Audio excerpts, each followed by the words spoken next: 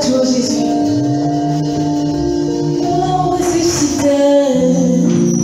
Oh oui, nous chantons gloire.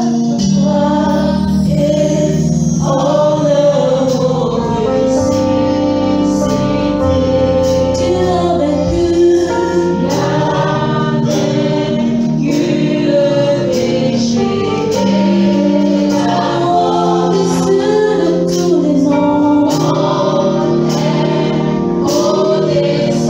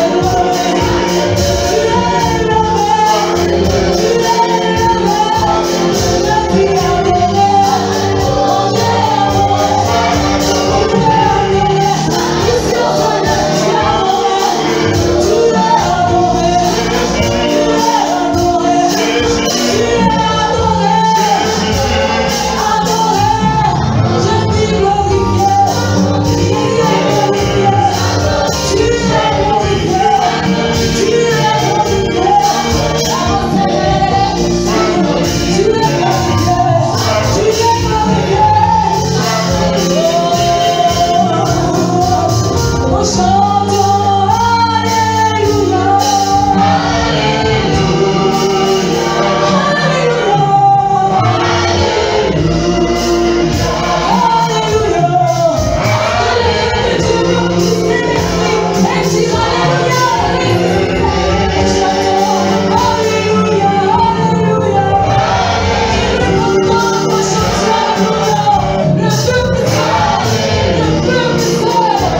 Alléluia.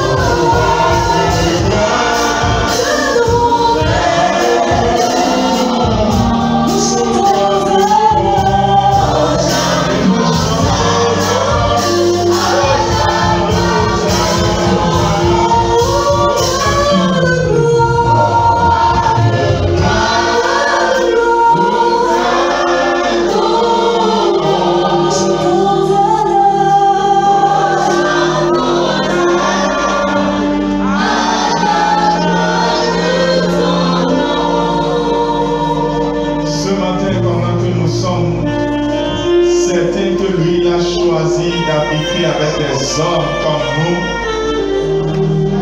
voulons-nous lui permettre vraiment de prendre la place au milieu de nous? Ou bien voulons-nous être obstacle à la manifestation de sa gloire ce matin? Si tu veux lui permettre vraiment de prendre sa place au milieu de nous, tu vas nettoyer ton cœur. Nettoyer ton cœur de toute impureté. Nettoyer ton cœur de toute haine. Nettoyer ton cœur de toute méchanceté. Nettoyer ton cœur de toute convoitise. Pour qu'il puisse tabernacler en toi. Car la qualité de ton cœur attriste et attriste son Saint-Esprit. C'est avec jalousie qu'il chérit son esprit qu'il a mis en nous. Dieu veut chérir son esprit qui est dans ton cœur. Ouvre ta bouche ce matin et dis: Saint-Esprit, je veux que tu prennes entièrement place à moi. Que rien ne t'attriste dans mon cœur, Saint-Esprit. Et lève ta voix et prie ainsi. Oui, prie ce matin, prie. Saint-Esprit, que rien ne t'attriste dans mon cœur. Que rien ne t'attriste en moi. Que tu prennes ta place entièrement. Que par Christ je vive, que par Christ j'agisse.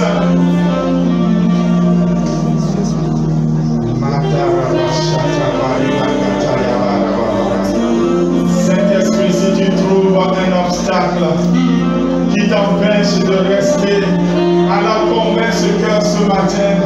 Convainc ce cœur ce matin. Convainc le cœur. Convainc le cœur. Convainc le cœur de péché, de justice, de jugement. Convainc le cœur parce que la trompette va sonner.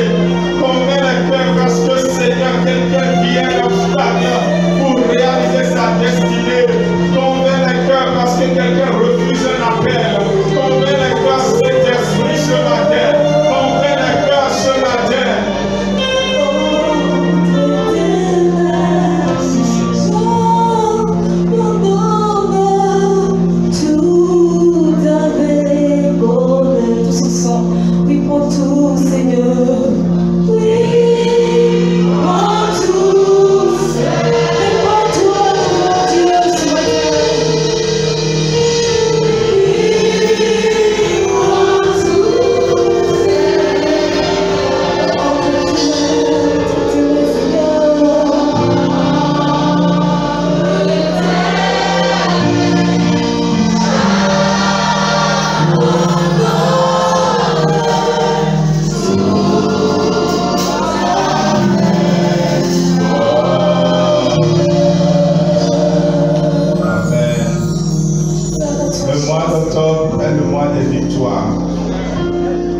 Consommer une victoire éclatante à l'image des Égyptiens qui se noient dans la mer au nom de Jésus.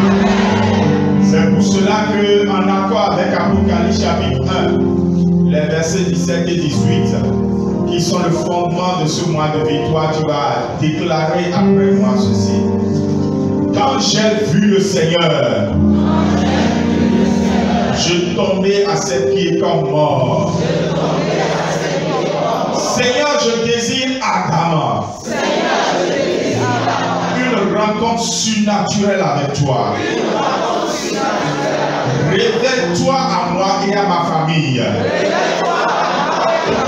d'une manière inhabituelle qui changera nos cœurs et nous rendra capables de te servir mieux. Jésus posa sa main sur moi. Sa main droite. En disant, ne crains point. Pose ta main de faveur sur moi.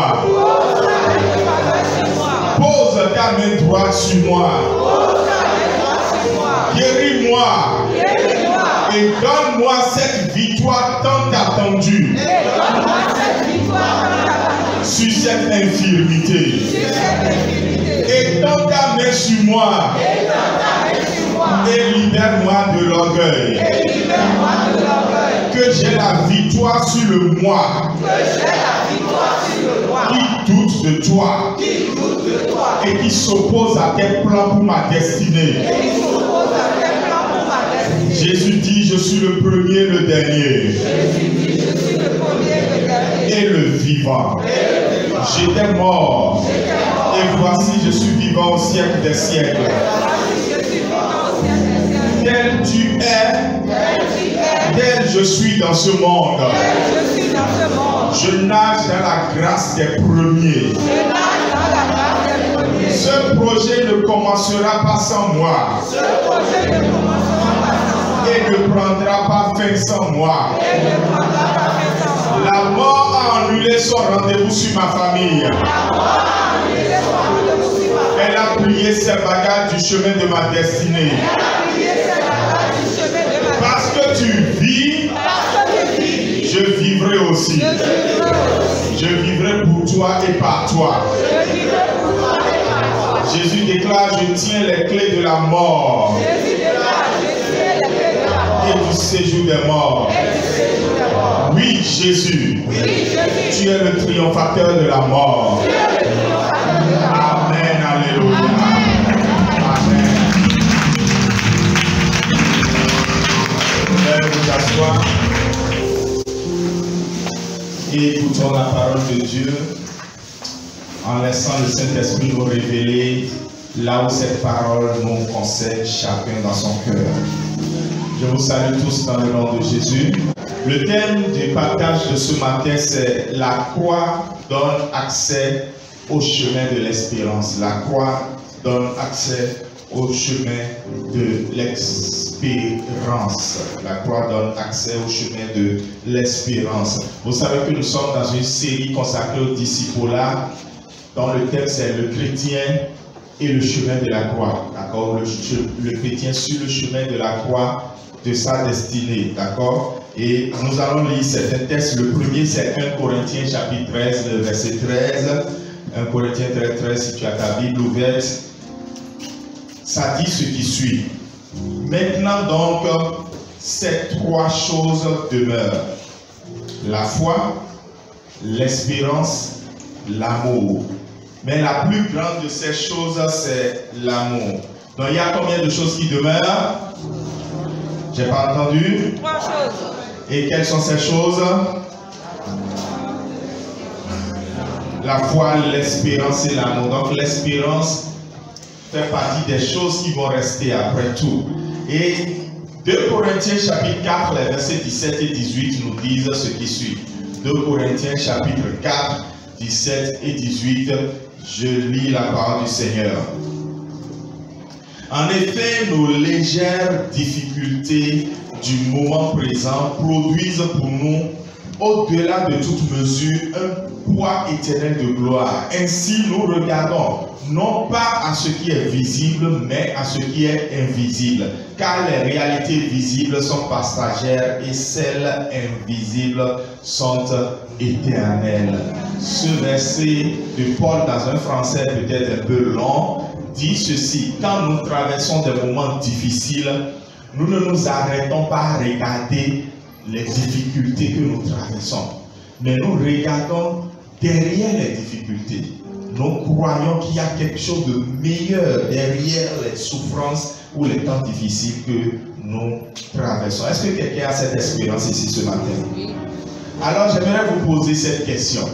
C'est une question très importante. Soyez prêts à y réfléchir. Quelle est la tâche la plus difficile que vous ayez jamais accomplie? Réfléchissez-y bien. Quelle est cette chose depuis que vous êtes né, depuis que vous êtes sur terre, et qui vous a été très difficile à faire? Vous l'avez fait. C'est même pour ça que vous allez vous en rappeler. Mais ça a été pas facile du tout de le faire. Réfléchissez-y. Je ne parle pas de quelque chose de difficile à faire qu'on vous a imposé. Non. Ne voyez pas quelque chose qu'on vous a imposé. Un abus, une maltraitance, ou bien non, un poids qu'on vous a mis sur la tête. Non, quelque chose que vous avez choisi vous-même de faire, mais qui n'a pas été facile. Vous avez réfléchi? Ok. Peut-être quelqu'un dirait que c'est escalader un obstacle, peut-être qu'il est un sportif, je ne sais pas. Pour quelqu'un d'autre, peut-être, il a tout dit que c'était obtenir tel diplôme qui m'a été très très difficile, ça n'a pas été facile. Pour quelqu'un d'autre, ce sera, c'est donner naissance à un enfant. Peut-être que l'enfant a tardé à venir, ou bien même le jour de l'accouchement, ça n'a pas été facile. Ou quelqu'un dira encore, ça a été me libérer de cette dette-là. Ça n'a pas été facile du tout. Ou encore quelqu'un d'autre, ça a été de faire la paix avec quelqu'un qui m'a blessé profondément. Ça n'a pas été du tout facile. Bon, etc., etc. Chacun a certainement trouvé une chose qui ne lui a pas été du tout facile à faire. Comme on le dit en fond, c'est comme ça, non? Bon, ça n'a pas été facile. Maintenant, une autre question. Dites-moi ce qui vous a permis d'accomplir cet exploit, si on peut l'appeler comme ça. Qu'est-ce qui vous a poussé à faire la chose? Qu'est-ce qui vous a donné assez de motivation ou assez de force pour pouvoir réaliser cela, d'accepter le labeur dur, le sang, la sueur, les larmes, et d'avoir traversé cette chose difficile et pouvoir en parler aujourd'hui sous forme d'un témoignage ou sous forme d'encouragement à quelqu'un. Comment est-ce que vous êtes arrivé à traverser ces longues heures d'études, de t'aider, de veiller et d'avoir pu obtenir ce diplôme au risque même d'échouer, mais vous n'avez pas échoué? Comment est-ce que vous y êtes arrivé? Vous avez vu un peu ce que vous avez traversé? Regardez maintenant. Lorsque nous regardons ce que nous appelons les exploits de nos vies, nous remarquons tous que derrière, il y a quelque chose qui nous a motivés. N'est-ce pas? Soit c'était quelqu'un qui était à côté de nous et qui nous encourageait, soit c'était que si je fais la chose, je vais gagner quelque chose. Donc, si j'étudie bien, j'aurai mon diplôme, ou si je travaille bien, je vais gagner de l'argent. Encore que le mardi, nous avons appris quoi ici? Que l'argent ne doit pas être la motivation finale. L'argent est un moyen qui nous permet d'aller vers une motivation plus grande qu'on appelle le résultat. D'accord? Donc, naturellement, beaucoup de personnes se disent, c'est quelque chose qui m'a permis d'y aller. Peut-être tu étais à l'église, tu étais au bord du découragement quand une parole du Seigneur est sortie. Et c'est à cause de cette parole du Seigneur que tu as dit, non, je n'abandonnerai pas, je dois aller jusqu'au bout, j'accomplirai cette tâche difficile. Donc, en un mot, il y a toujours quelque chose qui nous pousse à aller, à donner le meilleur de nous-mêmes et à réussir ce qui semblait peut-être complètement impossible. Laissez-moi partager avec vous que l'une des choses qui me motive, moi, en tant que pasteur, à vivre ma foi en tant qu'adorateur de Dieu, d'abord, je suis d'abord un adorateur de Dieu, et à être fidèle à Dieu dans mon adoration, et à le suivre de tout cœur. Et l'une des choses qui me motive toujours, en tant que pasteur, à servir le Seigneur, à être conscient que Dieu me demandera compte un jour de la manière dont je l'ai servi. L'une des choses qui me motive vraiment, c'est que je sais que le ciel existe.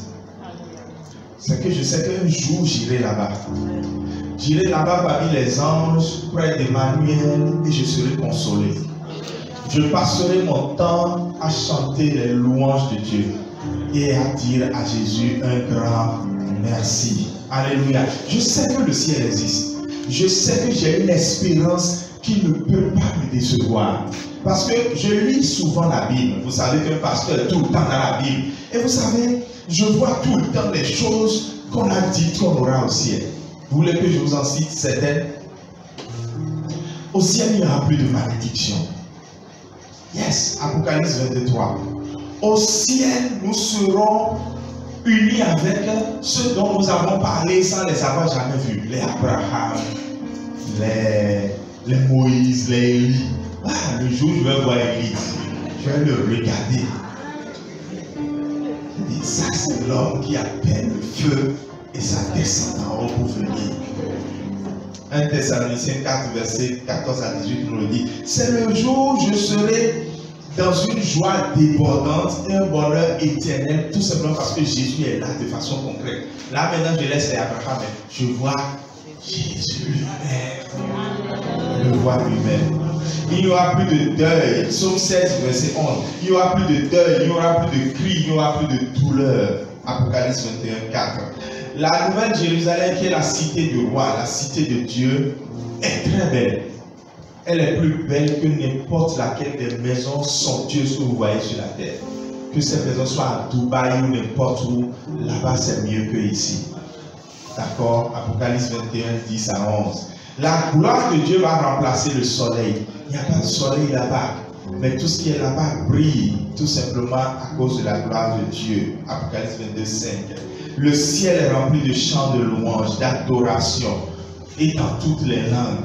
Parfois, il t'arrive ici, il suffit que l'hôtel de louange commence par conduire l'adoration à une dimension. Tu es tellement content que tu pleures. Mais au ciel, c'est 1000 fois meilleur que ça. Alléluia. Et quelqu'un acclame Jésus. Apocalypse 5, verset 9 à 14. Nous trouverons le repos pour notre âme là-bas. Apocalypse et Hébreux 4, verset 9 à 11. Nous trouverons le repos pour notre âme. Et nous aurons un autre corps. Ce corps qui pêche, ce corps qui tombe malade, ce corps qui sent la douleur n'existera plus. Nous aurons ce qu'on appelle le corps glorieux. Et la mort n'atteint pas ce corps. Philippiens 3, verset 21. Amen. Alors vous voyez, moi, c'est ce qui me motive. Peut-être que ce n'est pas ça qui me motive. Comme je le dis souvent, mamie n'a qu'à venir même avec la personne la plus séduisante au monde. Je refuse. Je ne suis pas fidèle à ma femme. Je suis fidèle à Dieu. Et ma femme en profite. D'accord? Pourquoi je suis fidèle à Dieu? Je vais aller au ciel. D'accord? C'est ça l'espérance que j'ai. C'est ça mon espérance. Et quand quelqu'un a de l'espérance, laissez-moi vous dire que la personne tient jusqu'au bout. Est-ce que tu as de l'espérance ici? J'aimerais vous montrer dans la Bible deux catégories de personnes. Non, deux personnes. Je vais vous montrer dans la Bible deux personnes. Et ces deux personnes symbolisent deux catégories de personnes qui sont dans cette église ce matin. Je suis sérieux. Je parle de la part du Seigneur. Ces deux catégories sont ici. Il y a ceux qui ont une espérance joyeuse et il y a ceux qui ont une espérance triste. On va commencer avec qui? Quelle catégorie? Si vous avez dit joyeuse, c'est parce que la plupart de ceux qui ont dit joyeuse, là, vous avez une espérance triste. Donc vous êtes pressés de savoir comment est-ce que dans la Bible, on trouve ceux qui ont une espérance joyeuse. Bon, on va y aller. Une espérance joyeuse alors. Matthieu chapitre 13, verset 44. Matthieu chapitre 13, verset 44. Tu es là? Ouvre le vite parce que je veux que tu le lises avec tes yeux pour que ça puisse te transpercer parce que la parole est une épée. Matthieu 13, 44. Il est écrit: le royaume des cieux est encore semblable à un trésor caché dans un champ. L'homme qui l'a trouvé le cache et dans sa joie, il va faire quoi? Il va vendre tout ce qu'il a et achète ce champ. Voilà un homme qui fait quoi? Il vend tout ce qu'il a pour pouvoir gagner quelque chose parce qu'il trouve que la chose qu'il veut gagner est plus que ce qu'il possède. Et la chose qu'il veut gagner, tout ça s'appelle le royaume de Dieu. Celui-là a une espérance joyeuse. Je vous l'explique. L'espérance de cet homme est tellement joyeuse qu'il est capable de vendre tout ce qu'il possède. Retenez cette expression parce que ça va revenir pour la deuxième catégorie tout à l'heure. Il vend tout ce qu'il possède parce qu'il trouve qu'il y a quelque chose de plus glorieux que ce qu'il a aujourd'hui. Et quand on dit tout ce que quelqu'un possède, c'est vraiment tout. C'est les choses sur lesquelles on peut s'appuyer. Ce n'est pas qu'il a vendu jusqu'à vendre ses habits. S'il était nu, personne ne le prendrait au sérieux. Mais il a vendu les choses sur qui un jour il pouvait s'appuyer pour dire non, j'ai au moins ça là. Non, il a tout vendu. Tout. Pour dire j'ai quelque chose de plus grand qui s'appelle le ciel. Ce sont ces gens de personnes-là qui se dépouillent de ce que Dieu leur dit, dépouille-toi de ceci.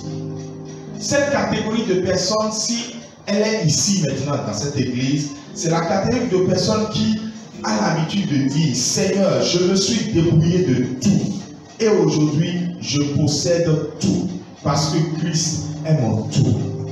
Quelqu'un a compris quelque chose? Oui, c'est cette catégorie de personnes qui dit, Seigneur, j'ai abandonné mes joies du monde, j'ai abandonné les offres de la chair, j'ai abandonné les insultes, j'ai abandonné tout. Mais j'ai gagné quelque chose. Ce que j'ai gagné, c'est tout ce que Christ offre dans son royaume. Si quelqu'un ne sait pas que ça existe, il n'aura pas la force d'abandonner. On abandonne parce qu'on a trouvé un trésor. S'il n'avait pas trouvé un trésor, dites-lui de vendre tout ce qu'il a. Il ne vendra pas. Il ne vendra pas.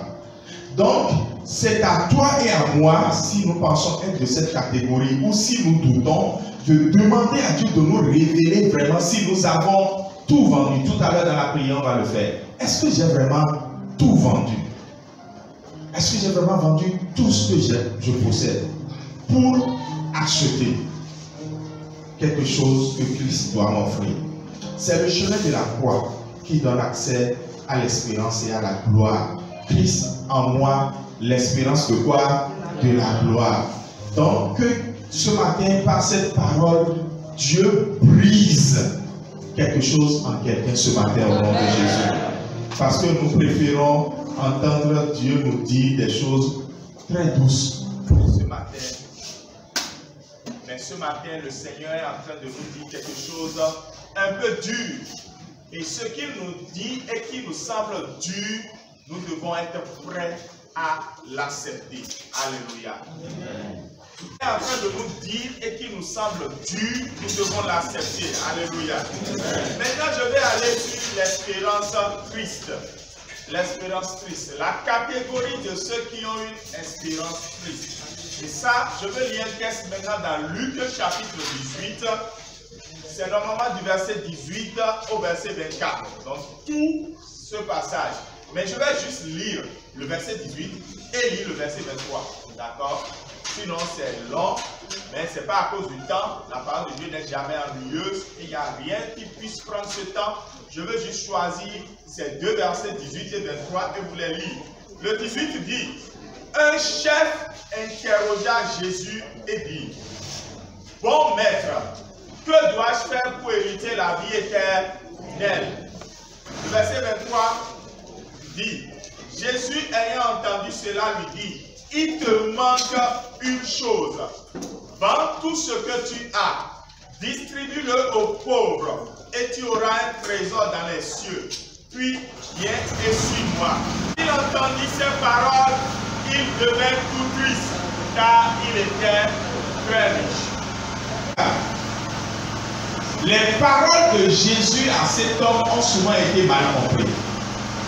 Les gens, quand ils lisent ce texte, ils pensent que Jésus est en train de dire à cet homme de devenir pauvre avant de le suivre. Et chaque fois qu'on lit peut-être cette parole dans une église, ceux qui ont peut-être une petite aisance se sentent souvent aussi tristes parce qu'ils se disent, qu'est-ce que le Seigneur est en train de me demander? Dois-je vendre tout ce que je possède pour pouvoir... Non, cette parabole ne se limite pas à l'argent. Oubliez complètement l'argent quand vous lisez cette parabole, parce qu'en fait l'argent représente quelque chose pour cet homme. Ce n'est pas l'argent dont Jésus parle ici, mais Jésus parle de ce que l'argent représente pour cet homme. Cet homme, tout comme le premier qu'on a vu dans Matthieu, voulait quelque chose. Celui de Matthieu voulait le royaume des cieux, n'est-ce pas? Celui-ci aussi voulait la même chose. C'est lui qui a dit à Jésus, je veux la vie éternelle. La vie éternelle, c'est quoi? C'est le royaume des cieux. C'est la vie qu'on passe avec Dieu tout le temps. Ils veulent tous la même chose. Lorsque le premier a découvert le trésor du royaume de Dieu, il a vendu tout ce qu'il possédait et il a gagné ce trésor. Parce qu'il sait qu'avec ce trésor, il a tout. Il a une espérance qui ne le trompera pas. Mais voici celui-ci, il veut la vie éternelle, on lui dit de vendre tout ce qu'il a, parce qu'on lui dit quoi? C'est la seule chose qui te manque. Et il dit, c'est pas possible. Et Jésus a employé les mêmes expressions. Va, vends et donne. Va, vends et donne. Vendre ici n'a rien à voir avec la transaction financière. Vendre ici a tout à voir avec le renoncement, l'abandon. Donc ces paroles de Jésus s'adressent à chacun d'entre nous aujourd'hui. Jésus peut dire autrement cette parole s'il te parlait ce matin et que tu es dans cette catégorie. Il va te dire, si tu veux me servir, ou si tu veux me suivre, ou si tu veux m'adorer, il faut que tu abandonnes tout ce qui pourrait t'éloigner de moi. C'est ce que va, vendre et donne me dit. Abandonne tout ce qui peut t'éloigner de moi. Va, vendre et donne. Ou bien va, vendre et distribue. Ça veut dire abandonne tout ce qui peut t'éloigner de moi.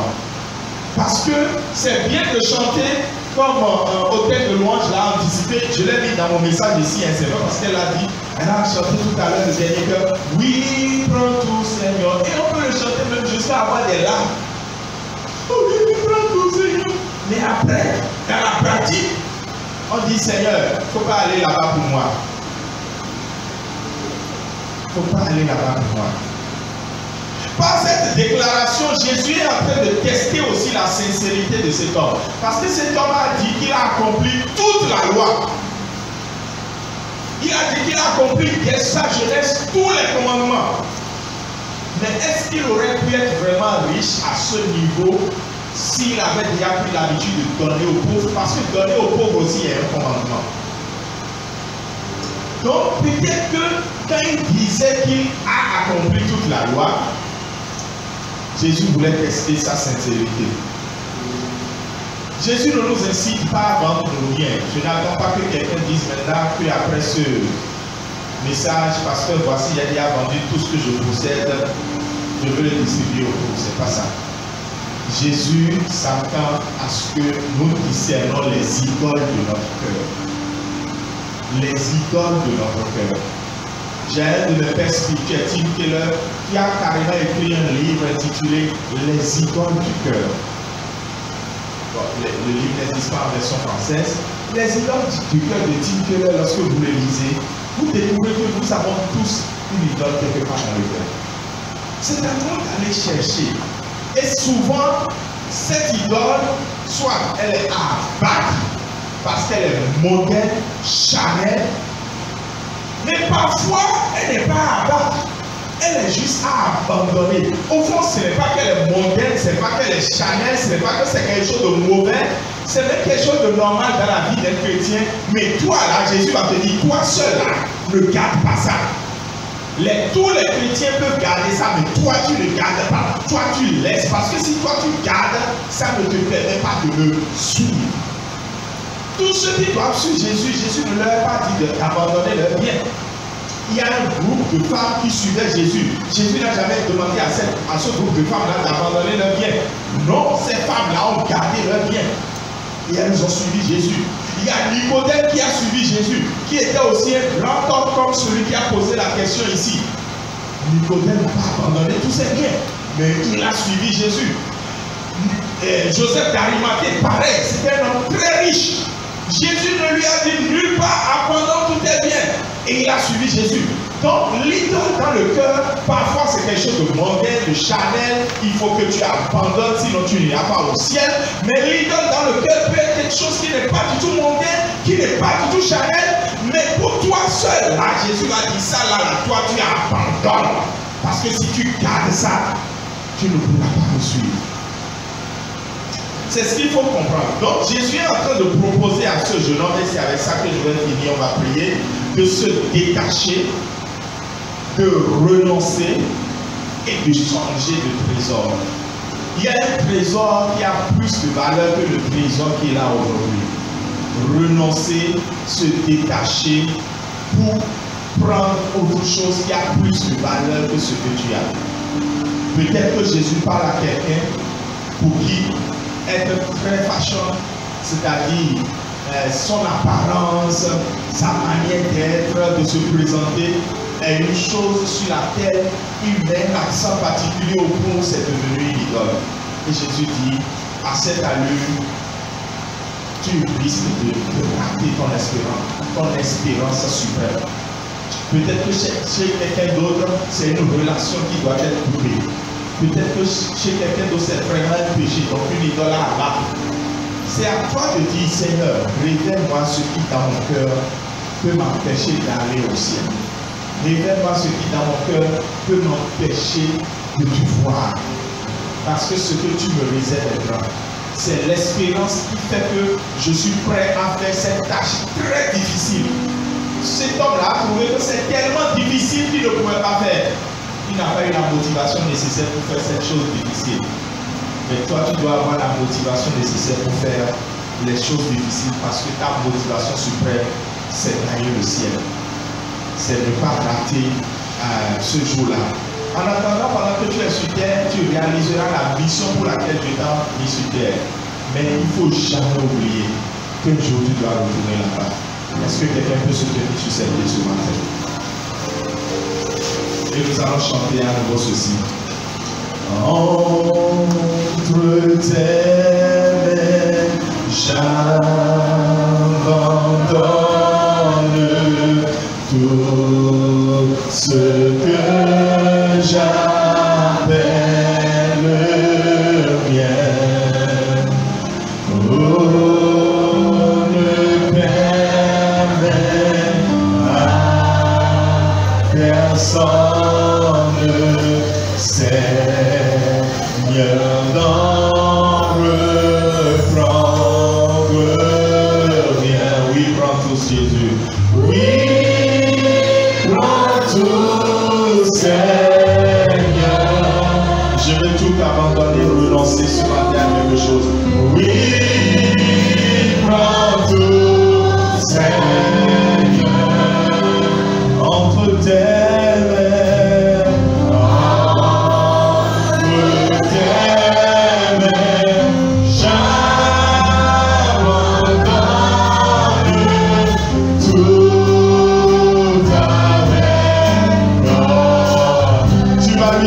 ce matin, Seigneur, je veux clairement voir ce matin ce que je dois abandonner pour posséder le royaume. Ce trésor si grand que tu m'as réservé, je veux voir tout ce que je dois abandonner pour le posséder, Seigneur. Ouvre mes yeux et parle à mon cœur ce matin. Prie ainsi au nom de Jésus. Je t'en supplie, parle à ton Dieu ce matin. Ce message n'est pas venu pour quelqu'un d'autre. Ce message est venu pour toi. Parce que toi-même tu sais que quand on ne se détache pas, on ne peut pas avancer. Tu sais que quand on est toujours lié, on est sur place. Il y a une course de ta vie que tu dois mener. Il y a un prix que tu dois gagner. Il y a une espérance à laquelle tu es attaché. Ne rate pas cette espérance à cause de quelque chose que tu as tenu, à cause de quelque chose que tu ne veux pas laisser, à cause de quelque chose que tu ne veux pas abandonner. Quelle est cette idole dans ton cœur? Quelle est cette idole qui est à abattre? C'est le péché que tu dois abattre. Quel est ce péché que tu dois abattre? Quelle est cette attirance du monde? Ce contrat avec le monde, cette relation avec le monde, cette habitude du monde que tu dois laisser pour gagner quelque chose de plus grand. Ne sois pas triste, sois joyeux comme le premier. Il est parti vendre tout ce qu'il a et il était joyeux de vendre parce qu'il a gagné quelque chose de plus grand. Ne sois pas comme le premier. Oui, ne sois pas comme le second qui est tout triste parce qu'il ne voulait pas vendre, parce qu'il ne voulait pas vendre. Il était triste parce qu'il trouvait qu'il ne pouvait pas se détacher de quelque chose pour gagner quelque chose de plus grand. Lui-même sait qu'il a besoin de quelque chose de plus grand, mais il n'est pas prêt à abandonner ce qui est temporaire pour gagner ce qui est éternel, pour abandonner ce qui est visible, pour gagner ce qui est invisible. Dieu te propose de faire un deal avec lui ce matin. Il te dit, si tu abandonnes, si tu abandonnes, si tu abandonnes, si tu abandonnes, je suis prêt à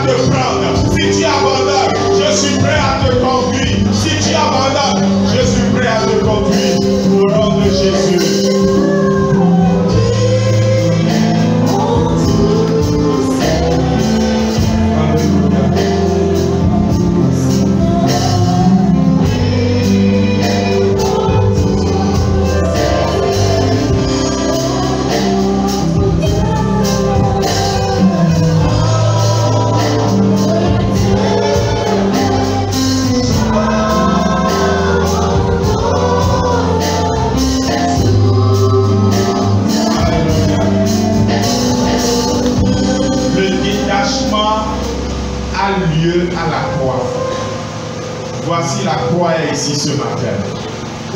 La croix de Jésus est ici ce matin. Si tu t'approches de la croix, tu seras libéré. Veux-tu t'approcher de la croix ce matin?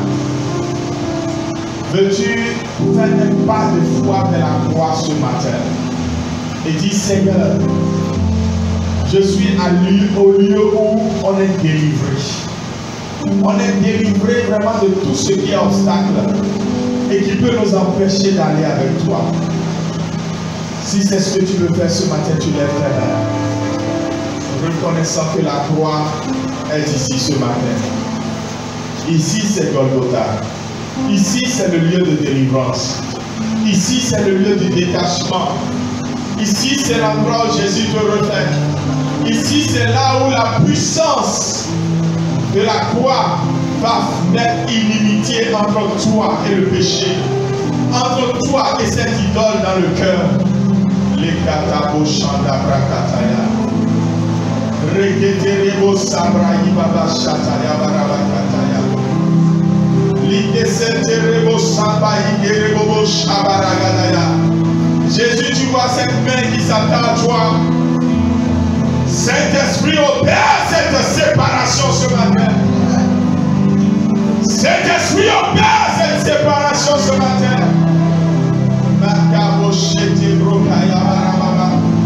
Parce que nous le voulons, parce que nous l'attendons, parce que ta parole a recommandé, parce que nous voulons aller avec toi, parce que nous ne voulons pas rater cette espérance suprême. Seigneur, détache quelqu'un maintenant. Nous quitterons ici joyeux et non tristes. Joyeux d'avoir été enfin libérés de ce que nous-mêmes on ne pouvait pas abandonner. La croix opère cela ce matin au nom de Jésus. Merci Père d'avoir touché le cœur de chacun d'entre nous par ta parole ce matin. Au nom de Jésus nous avons prié. Amen. Amen. Vous pouvez vous asseoir.